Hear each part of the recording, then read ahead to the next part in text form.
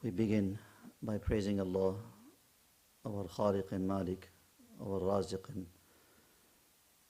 our Hafiz, our protector. We seek His pleasure, we seek His nearness. We ask Allah subhanahu wa ta'ala to send His choicest salutations upon the prophets and messengers, in particular Rasulullah sallallahu alayhi wa sallam. We ask Allah to bless the Muslim Ummah in general and make us all among those whom He favors and loves. Ameen ya Rabbil Alameen.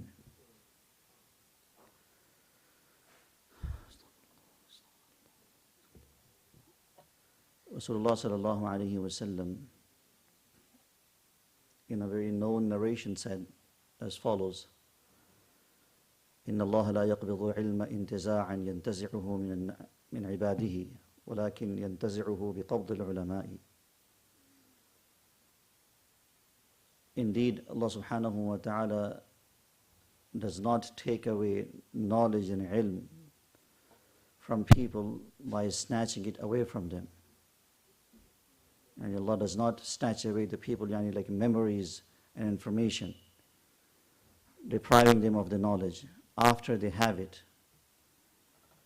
وَلَكِنْ يَنْتَزِعُهُ بِقَبْضِ الْعُلَمَاءِ. But it would happen in a manner that when the ulama, the scholars, and the rightly guided scholarship, when they start leaving, they would create a vacuum and gap, which is to be barely filled after them. بِقَبْضِ الْعُلَمَاءِ. With the death and the demise of scholars, Allah subhanahu wa ta'ala will take the ilm that these individuals used to represent, promote and preach, and they would leave behind a massive gap which is to be barely filled. This is the hadith that we perhaps have heard previously and on different occasions. The hadith of Rasul sallallahu alayhi wa sallam, speaking on the conditions of the ummah, we can say that this is something that is a divine pattern. This is the sunnatullahi ala al-ard. This is the pattern of Allah subhanahu wa ta'ala on the face of the earth. And speaking of the ummah of Rasulullah sallallahu alayhi wa sallam, it of course started with the passing away of our Nabi sallallahu alayhi wa sallam himself, first and foremost, right? Because him passing away was the greatest tragedy and loss that the ummah could ever sustain, could have ever overcome.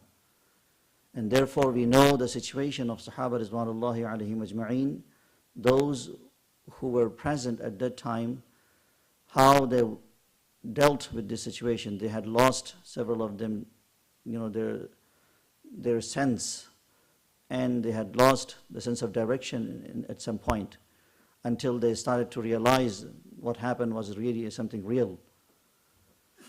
So without going into the details of it, the hadith that I just quoted to you, it rightfully applies to the life of Rasulullah sallallahu alaihi wasallam first and foremost, and moving on in every era, every age, and every stage, there has been credible ulama and sulaha and awliya who left, and they left behind a gap. And this is something that continues, but when we hear this hadith, scholars, they also say that this refers to more so towards the end of time. Towards the end of time, and the qurb al-qiyamah, qurb al-sa'a, the departure of ulama and sulaha would be more rapid and frequent than before. And when they would leave, it would really affect the ummah in general, the image of the Muslim community in general, because they were seen not just the flag bearer of Islam, but also the defender and the protector of Islam and Muslims. Having said that, as this is something that is known throughout the ages, you might have heard, and you might have even perhaps read this, or even watched on television, at least those of us who know that the last week one of the great scholars of the Muslim world, in fact the global community of Islam, who passed away, rahimahullah ta'ala rahmatan wasi'ah, So it is on this note that I want to share some reflections on his life and legacy and the achievements and contributions. It was none other than Al-Shaykh, Al-Allama, Al-Mufti, Al-Muhaddis, Al-Mufassir, Al-Faqih, Al-Lughawi. You could name all of these titles which would absolutely, befit his personality. So he was like one in all, like academy. And it was none other than Al-Shaykh Yusuf Al-Qaradawi rahimahullah ta'ala. So this scholar was like a giant in many ways. His presence alone was a means of prosperity, protection, and also the positive image of Islam in many ways. And we know that there are people who also, which is quite possible and natural when somebody rises to this level of popularity and respect, you will always find on the other hand people who would not like him because of his ijtihadat, because of his opinions. But the factual reality is that he indeed was an undisputed scholar of our time globally. I'm not just saying about one country or one particular region or nation. Globally he was seen, and there is no one that could rival him in this regard. There is no one in our time and in our era who could rival him, who could come equal to him in his status. And therefore, with his passing is like an end of era with his departure and demise. And therefore, the global Muslim community is ready to mourn on the loss of this great scholarship in the Ummah of Rasulullah sallallahu alayhi wasallam. And therefore I said, I quoted this hadith of Rasulullah sallallahu alayhi wasallam, إِنَّ اللَّهَ لَا يَقْبِضُ الْعِلْمَ انتزاعا ينتزعه من عباده ولكن يقبضه بقبض العلماء. With the departure of this scholar, the scholarship that has been lost, it is something that is going to be missed, and we will see especially within the circle of ulama, because the way he tackled the contemporary issues, he was the undisputed, the strong voice for the Palestinian cause without any compromise, and he was a source of bridging a gap between the extreme ends, like a wasatiyya. This was one of the things that he tried to promote throughout his life, trying to bring balance in the ummah. I'tidal al-wasatiyya. This is the terminology that he would always use throughout his lectures and his writings and books and articles, trying to revive, because he also wrote a book which is known as Sahba al-Islamiyya. The revivalist movement in between rejection and also extremism. So many great contributions. Therefore, the whole world, especially the Arab world and Islamic world, recognize his credibility and his maqam, and they honored him with pretty much every single high award of any country that you could think of, especially from the Muslim world and Arab world. He did receive that because of his services, because of his sacrifices, because of his contribution and achievement. So it was this scholar who we heard the demise of just last week, Monday. So my dear brothers and sisters, the few things that I want to first and foremost remind myself of and educate all of you in these few moments is as follows. I had the privilege and honor to meet with the Shaykh when I was studying in the Jamia during my formative years, when he came as a guest scholar to deliver and give lectures. So that was my very humble interaction with him. And he was, despite being at a very, very high prestigious maqam, the way he interacted really left a massive impression on me of his tawadu', of his nobility, of his character. I'm just being a very humble student of knowledge, and I'm in no way in comparison to him near. Yet the way he met with me, and the way he asked me, for example, where I am from, and what do I study, etc., etc. So that made me feel as if he had known me for years, as if he had a care and concern for me. So there are people that when you interact, then you really get to know who they were really. And ilm is just on one side, but what gives maqam and qabuliyat, of course it comes from Allah subhanahu wa ta'ala, but there are certain things that these ulama, they hold and they possess in their lives that really put them altogether at a different level that you cannot see normally in other people's life. And that is what I personally felt when I met with him. And this was my always desire whenever I were to get the opportunity to meet with him, which never really happened a lot. But I could remember when I met, it left a lasting impact on me. Ya Latif. So the Shaykh, first and foremost, he lived, mashallah, very rich, a life of rich legacy, a very long life. He died at the age of 96. So nearly like 1 century. MashaAllah, blessed him with a long life, also with a lot of, alhamdulillah, contributions and accomplishments. So he was born in 1926 in a very remote place outside of Qahira in Egypt. This is where he was born in 1926. And he studied from the very beginning of all the way he got his PhD and master's degree, all of that, in Al-Azhar al-Sharif, from the very beginning, primary school, and then next, and then the high school, and then the diploma, and then 2 masters and PhD. All of that was right through from Al-Azhar, from the beginning to the end. And then he was very active. Many of us have heard the name Al-Ikhwan al-Muslimun, the Muslim Brotherhood.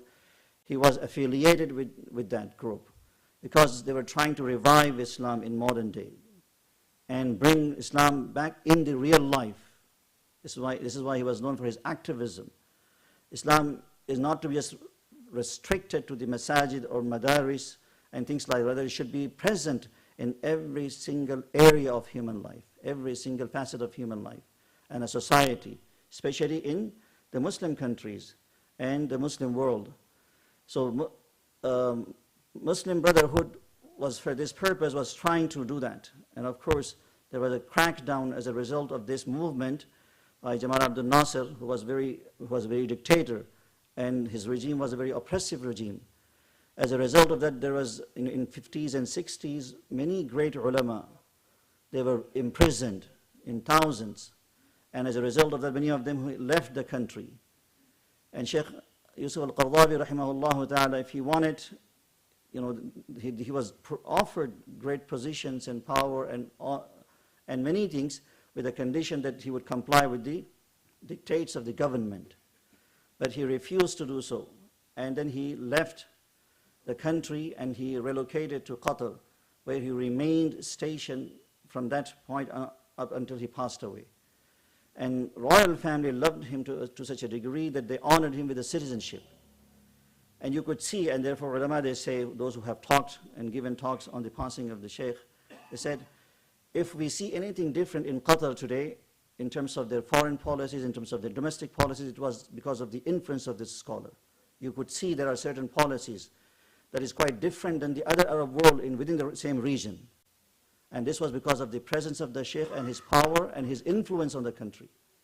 So you can imagine, not just that he contributed to the scholarship, but rather even the political arena.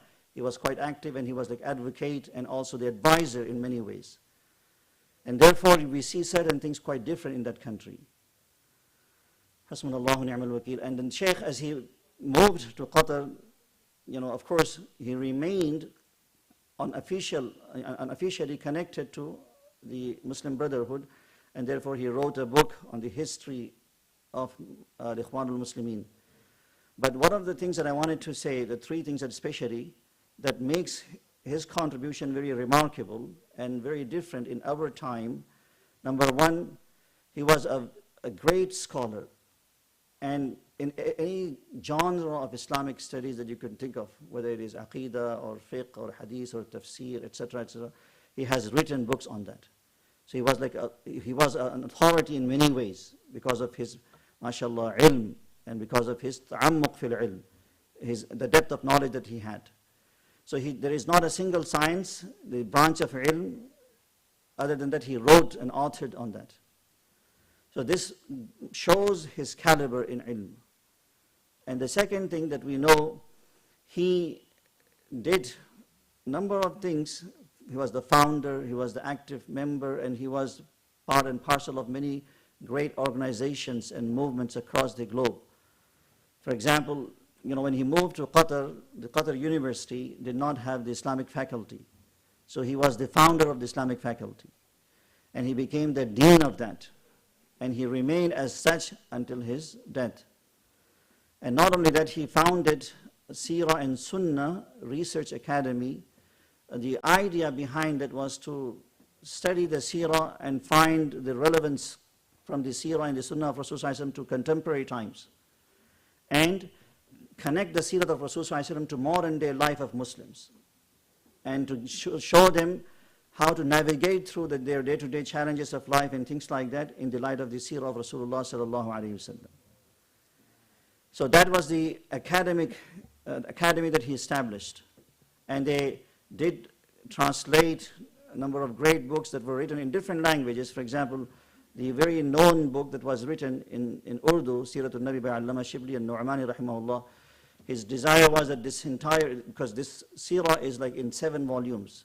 It's like a very academic and very detailed work on the Sirah of Rasul sallallahu alayhi wasallam. So to translate that into Arabic was one of the dreams of this academy.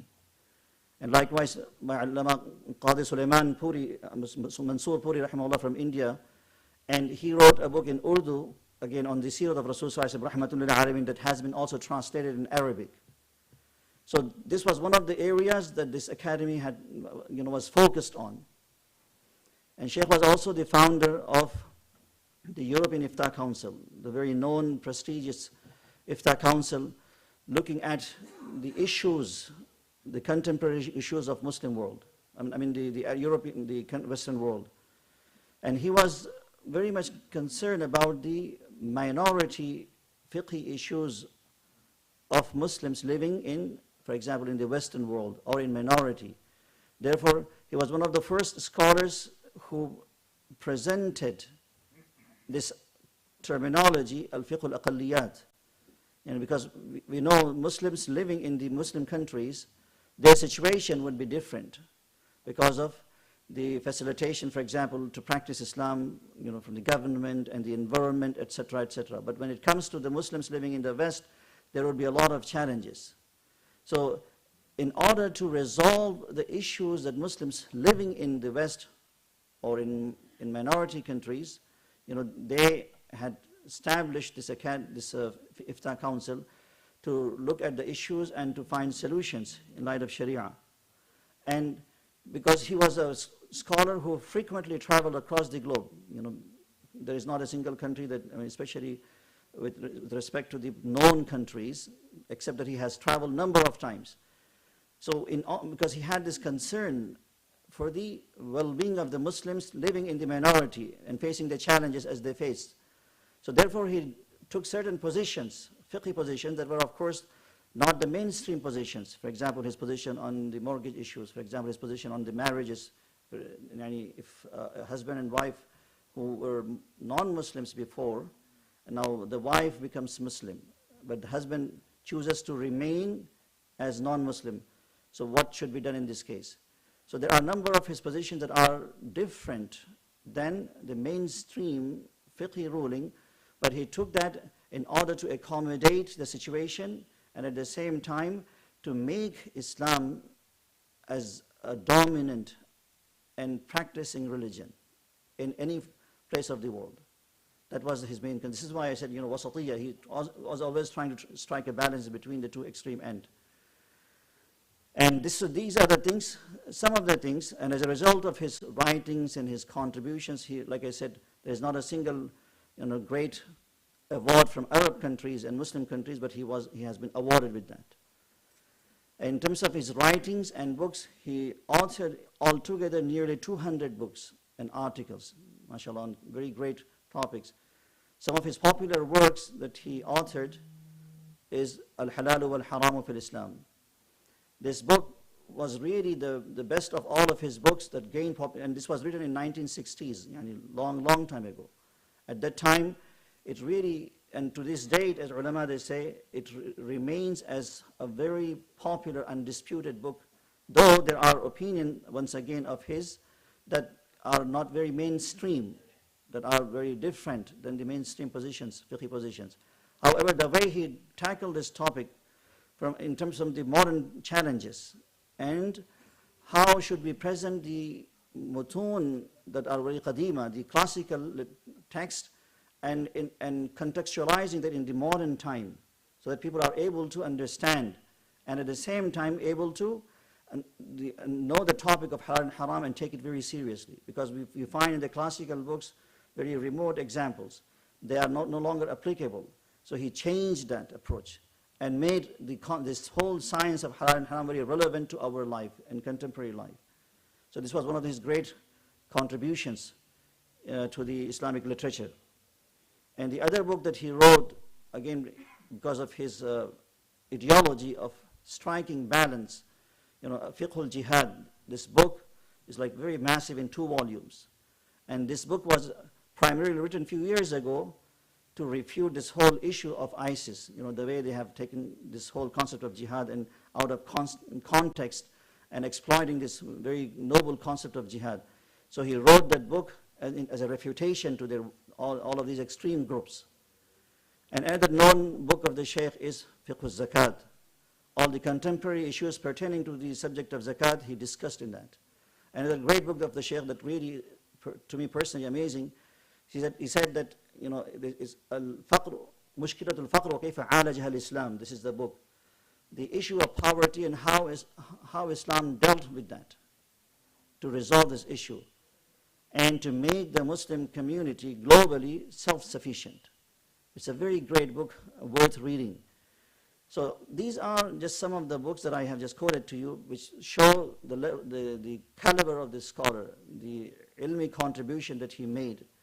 And therefore, on the passing of this Shaykh, it was really, like I said, it shook the Muslim Ummah across the globe. It shook the Muslim Ummah across the globe. And unfortunately, those extreme groups who demonized and who rejected him, they, on the other hand, astaghfirullah, they rejoiced the passing of the Shaykh, because they did not like his approach. They did not like his very balanced and very moderate approach in terms of the contemporary issues. And one of the things that, because as he was rising and excelling in his career, it was also the same time of media, so therefore he utilized media very efficiently in conveying his message across the globe. So he was the first scholar perhaps who had this television series, Ash-Shari'atu wal-Hayat, the Sharia and our living life. So there was this series, and he would talk about the modern issues pertaining to the life and how should we deal with that. So my dear brothers and sisters, this is the scholar that we have lost. We really pray that Allah subhanahu wa ta'ala elevate his ranks in the akhirat. We ask Allah subhanahu wa ta'ala to replace and then to fill the void that he created behind with someone better than that.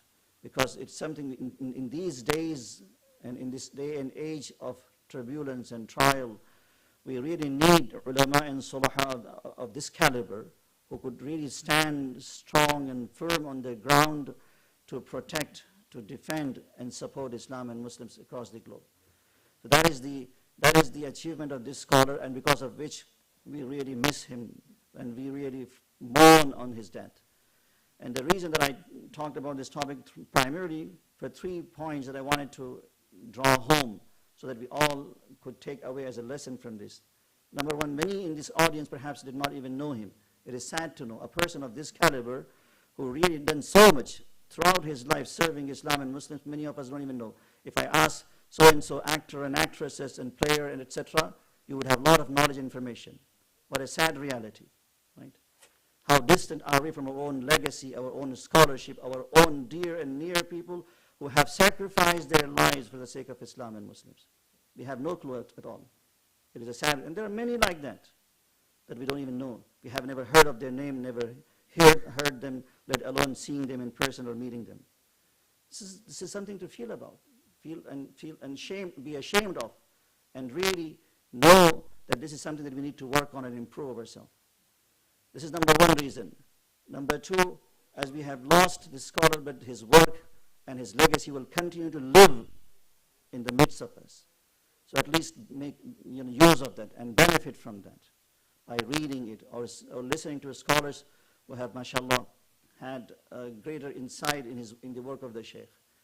So that is, and then to make dua, like I said, to the marhum, and also all the other ulama that have gone and have left us for the maghfirat of Allah subhanahu wa ta'ala and the elevation of their rank.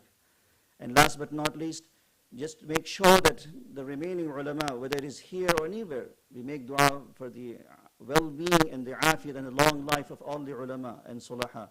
And we make benefit and we take advantage of any opportunity that we come across in this regard. Because Rasulullah sallallahu alaihi wasallam has said, and was sadiq al-masduq, he is true in his words. What did he say? He said, ilm will be taken one by the departure of ulama. And that is the reality. As we have lost this, it could be somebody else tomorrow. So before we lose more of this opportunity, let us make use of this. May Allah subhanahu wa ta'ala grant us tawfiq to act upon what has been said. Wa akhiru da'wana alhamdulillahi rabbil alameen.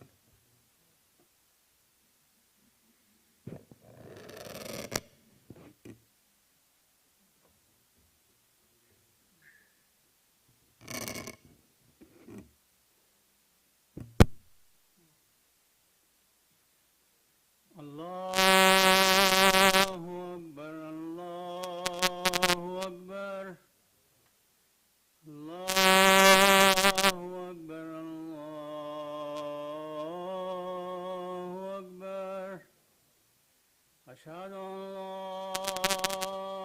إله إلا الله أشهد أن لا إله إلا الله أشهد أن محمدا رسول الله أشهد أن محمدا رسول الله حي على الصلاة حي على الصلاة حي على الفلاح حي على الفلاح الله أكبر الله أكبر لا